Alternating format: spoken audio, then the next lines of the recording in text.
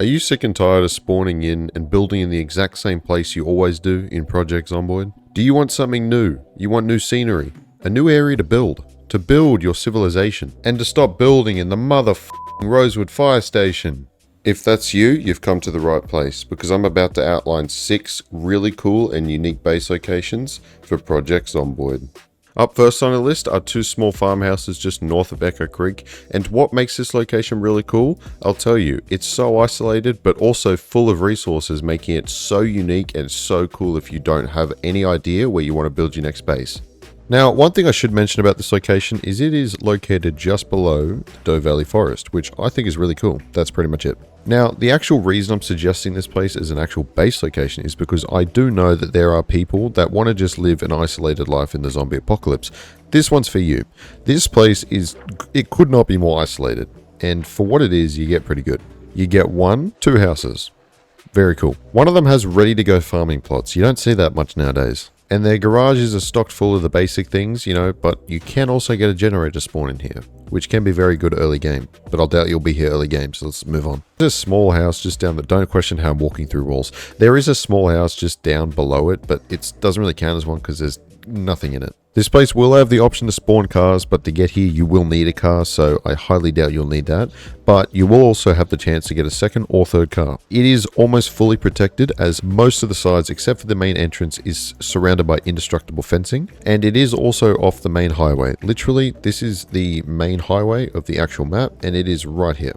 Now, right up the road, there's a gas station, so if you could hook up a generator here and have that, one annoying setting turned off, you can have infinite gas. Just above the actual gas station, there's a diner, so you get food. Just in case you didn't bring enough, you can get an emergency stock here. This is my friend Jamal, don't mind him. But yeah, you can get food. You'll just have to go into the kitchen, as you can see. Look, you get some basil. Eat some basil, you'll be fine. But besides everything I've just shown, that's pretty much it for this location. Like I said, the only reason I've actually suggested this is not only is it really cool, it is really isolated. You can be really resourceful here. The closest town is Echo Creek. That doesn't mean it's a bad town, but worst case, you can drive up to Riverside as it connects the main highway really, really well. Out the back, it's surrounded entirely by wooded forest, so you don't need to worry about that much of zombies coming through. Talking of zombies, this place barely has any. I've counted while I've been doing this video, maybe 6 or 7, so you won't really have to worry about that many. Overall, this place is amazing if you want an isolated playthrough. I wouldn't really suggest it if you're someone who likes to stay close to town, but other than that, this place is amazing.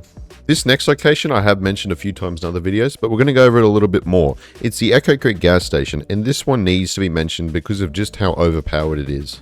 Now, I have outlined this location in other videos, so this one will be a quick one. Echo Creek and this location came in the new Build 42 update, allowing new areas for the player to explore. With these new areas came this place. Let's go over it. In the far left, there's a diner stocked with food and areas you can destroy for carpentry. In the middle, there's a gas station filled with maps, cigarettes, food, and bottled water. Out the front, there are obviously gas pumps, and if you hook up a generator, you can get infinite gas for your entire playthrough. At the edge of the actual location, there is a mechanic shop, which you can use to get auto parts or just store vehicles. And at the very, very far right of the location, there is a small little pen. This one spawned a car in, but you can also change this up to whatever you like. Now, if you come up the back, cars can also spawn here. Go up these stairs, and you come into a fully furnished house, which is actually what makes this location so good, is that in Echo Creek, as you can see, it's pretty isolated. So you would only really spawn here if you want something new to explore, or if you enjoy a more isolated lifestyle in the game. Now, obviously, this place does come equipped with multiple bedrooms, a TV, and a kitchen, and of course, it comes with a toilet too. Now, if we're talking about locations that this is close to, here are 2. If you come up the road, and I mean literally just up the road, here I am, and here was the location, you can come to a little shopping mall, but there's just one problem. Yeah, so this is the problem, but you will be rewarded as inside there's an entire gun shop. Other than that, that's all this location really offers, except for being in the actual town of Echo Creek, but let's move on to the next one. Up next is an extremely unique location, as it's the only one on the map. It's next to Valley Station, and it's a hunting lodge. Now let me tell you something. I searched this entire map. I'm joking, I searched it up. But all across this entire map, this giant ass fucking map, there is just one hunting lodge. I don't know why, but it's right here, and I'm about to show it to you. Now, the actual road that this location is located on is called Knob Creek Road, just in case anyone wanted that information. Now, as we walk into the hunting lodge, the entry is not really anything fancy. There will be a few zombies you'll need to take out though. Moving into the actual lodge, you can see it's pretty big. There is a lot of furnished area, there is a lot of bookcases, but if we come into the back, there's a full locker room, so that either sorts out your storage, or if you've already brought your storage, such as a car or something, you can destroy these for your metalworking skill. Now, moving into the back, there is a full storage facade. I don't know why I used that word, but there's just full of guns and ammo. So if you already haven't gotten guns and ammo, this is the spot. Now, at the back, it is completely surrounded by forest. It's not as dense as you would think, so I would suggest setting up walls, or if you're a lonesome wolf, don't do anything and just hope you're all good. And for the final thing of the actual hunting lodge, there is a little bit of storage at the back, also full of guns and ammo, so if you're not sorted, you got even more. Now, what makes this place really cool is, like I said, it is the only hunting lodge in the entire map. So if you set up here, you will literally know you're in a one lifetime spot for this game. Oh, and also, if you clear out some of these trees, you could set up some pretty cool builds. Now, moving up, literally, hunting lodges here. We are now here on this road. There is a gun club over there, another gun club there, full residential housing all the way down there, around 3 houses, and right here, there's a little diner slash, house. Overall, the hunting lodge is really cool because, like I said, it's the only one there. It's got a lot of space. It's pretty isolated, but the only problem is it is located right next to Louisville. Now, getting here will be a hassle. What I do suggest is you spawn in West Point, take the main highway up here, and then pull off, and you'll actually meet to the hunting lodge.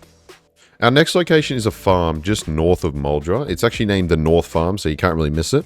It's an entirely huge farm, completely surrounded by forest, with only a few entries and exits. Now, what's really cool about this new farm is that in Build 42, now that there are animals, guess what? You can spawn with animals in the barn. So if you come here, you got animals already sorted.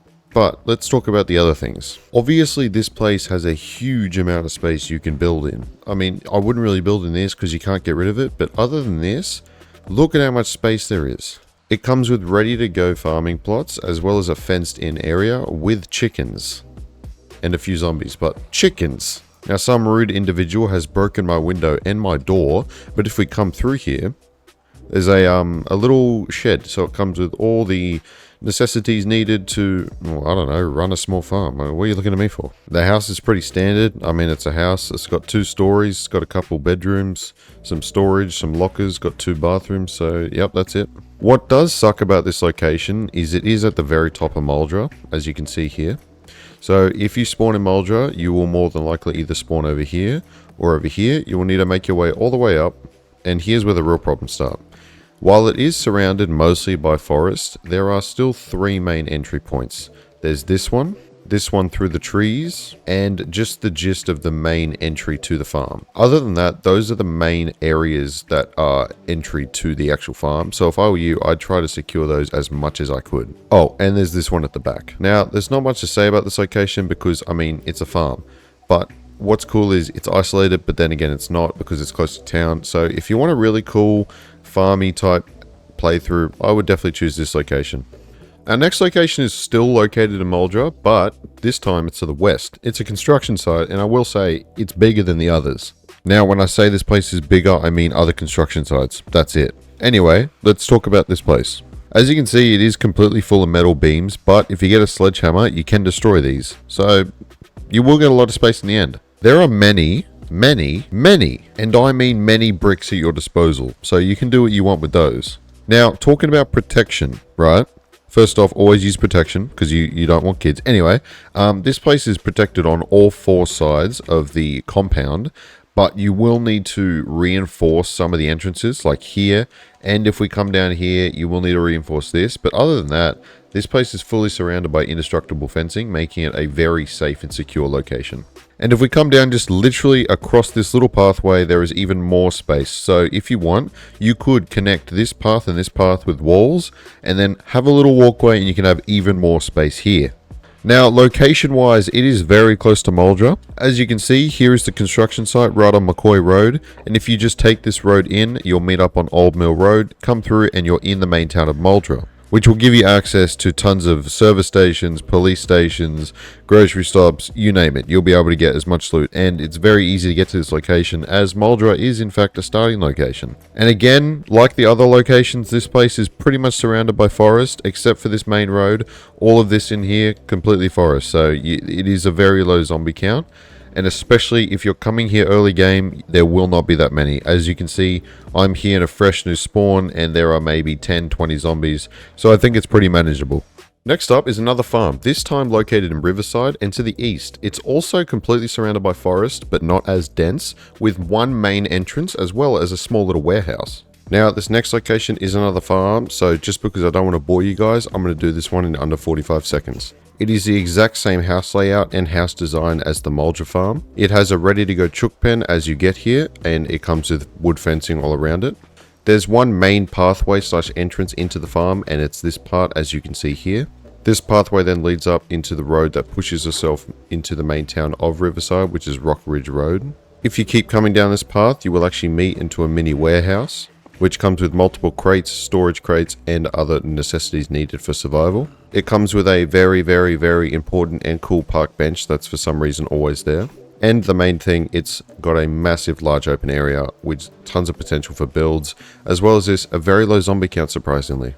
And if we circle the perimeter, it is completely surrounded by not as dense forest as Muldra, but still pretty good. And there we go, I did it under 45 seconds. Moving on.